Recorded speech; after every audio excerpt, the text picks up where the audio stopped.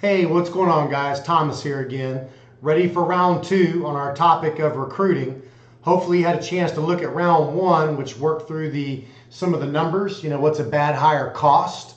Obviously, it's going to cost financially, but it can also cost from a reputation standpoint. We also talked about what's a great hire worth in that video, and we talked about things like having a line item in the budget for recruiting, setting time aside each and every week for recruiting. And then last but not least, there's no place for desperation in the interview process. We need to be more proactive in our recruiting approach, building a bench, 2 to 3 vetted candidates for every position in our company. Build a bench, and I guarantee you that in and of itself will help you hire better. So round two is really more about where do we look. And there are a lot of different places that we can look for top talent. Obviously, because we work in an industry where there's a license requirement, that does make things a bit more difficult. And we all know that it's getting harder and harder to find great people in the trades because there's less people and more companies looking for great people. So we've got to be very aggressive and very competitive in the way that we approach that. So let's talk about online leads. So going online and marketing for a position in our company like plumbing professional or CSP or helper or whatever it might be, maybe it's the plumbing specialist role, you need to be aggressive in the caption. You need to get someone's attention because they've got a lot of other ads pulling at them that all kind of, if you agree with me, they all kind of look the same, but ours needs to stand out. So why is a professional plumber looking? Well, one of the most common reasons we'll hear is not paid what I'm worth. One of the other reasons we might hear is there's no room for advancement. I feel like, there's nowhere to go, nowhere to grow in this company. Number 3, I don't feel valued. I hear it all the time. They don't make an investment in us. They don't train us. They don't give us the tools we need. We don't have a voice in the company. We don't feel valued. So I'm going to create an ad that, knowing that's what that person's thinking, is going to say the top 3 reasons why you're frustrated with your current plumbing job. And inside the ad, share with them why at Blue Frog Plumbing and Drain that won't be an issue. This is the place for you, right? With a strong call to action. So we need to be online.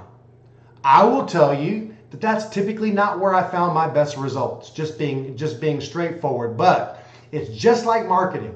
When you market for customers, you put your eggs in multiple baskets and then you track and measure to see where you're getting the best return on investment.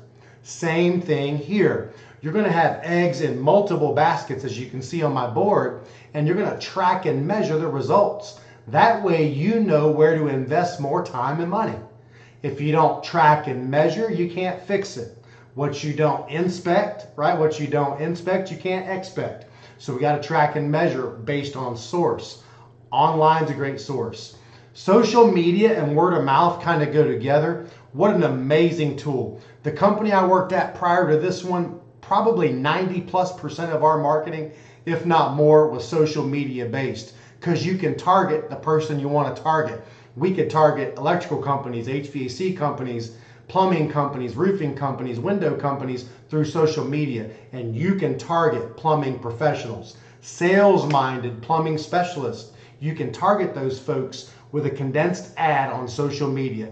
And it's the power of multiplication. It's that power of word of mouth, of everyone that you know knows that knows that knows people. So it just becomes exponentially powerful on social media. It's a great resource. And I will tell you, many of our clients at the former organization that I worked for came through our targeted marketing on social media. It was a valuable resource. And not just from I think it was. We tracked and measured, and it was absolutely the best producing resource that we had for bringing clients to us. So, ding, ding, ding, social media. Your team is a great recruiting source. A great recruiting source. You need to have a bounty program. And on that bounty program, it might be $1,000, $2,000, $3,000, depending on the position. And you're going to pay 30% of that at hire, and the other 70% about 90 to 120 days in, to make sure the person's going to be a great long-term fit, right? So a bounty program. Does your team know that you're always looking to build a bench of top talent at your Blue Frog Plumbing and Drain location. Last but not least, secret shopping. What? Secret shopping. By the way, remember, I told you social media, ding, was that's a big victory right there. And we could prove it, and we tracked it, we could prove it, right? One of the other places I found my best candidates is secret shopping. Now, how I did that, and you could do something similar to this for plumbing professionals, I would have friends and family, people that I knew in the community, that I would offer them a gift card to, their favorite spot for dinner or in drinks, that type of deal. And all I would ask is that they would set up a call, for an estimate with XYZ company and maybe ABZ company, right? And have them run these estimates, and I'd give them a gift card to go out to dinner and have some drinks. So many people would say, yes, absolutely. And I will tell you, I found a couple diamonds in the rough through some secret shopping with my friends, having people come into their home and provide estimates, because first impressions. And so often I would get a call and say, I probably would stay away from, but then I would get one or two and oh man, what a great guy. What a great, first impression, really there to help us, asked a lot of great questions. So secret shopping from that perspective can be really powerful. There's a few other things that we can do though. We can really maximize the supply houses. We can do some secret shopping while we're shopping. Maybe it's, Lowe's, maybe it's Home Depot, maybe it's Ferguson's, maybe it's Barnett, whatever it might be. Here's the deal. Let me put it a different way. Everyone I come in contact today with could either be a potential customer or a potential team member. And that's how I'm thinking out there in these retail environments where these plumbers are going to be hanging out. I could be coming in contact with my next best team member when I'm out secret shopping at my local vendors, my local supply companies. That can be a great way to secret shop. So you just have to think outside of the box a little bit with the secret shopping. I'll tell you, these guys are typically eating fast food for lunch. Go sit down, buy them lunch, have a conversation. You need to think outside of the box when it comes to this secret shopping idea. Here's the bottom line. There's about, 5 things listed there on my board. What I want you to do is have a good mix of advertising time and dollars for people in your business. And then I want you to track and measure to see where you're getting the best response and the best long-term gain from your marketing for great team members. Remember, you're spending money to market to customers. Let's make an investment in marketing to the people that are going to provide exceptional service to those customers.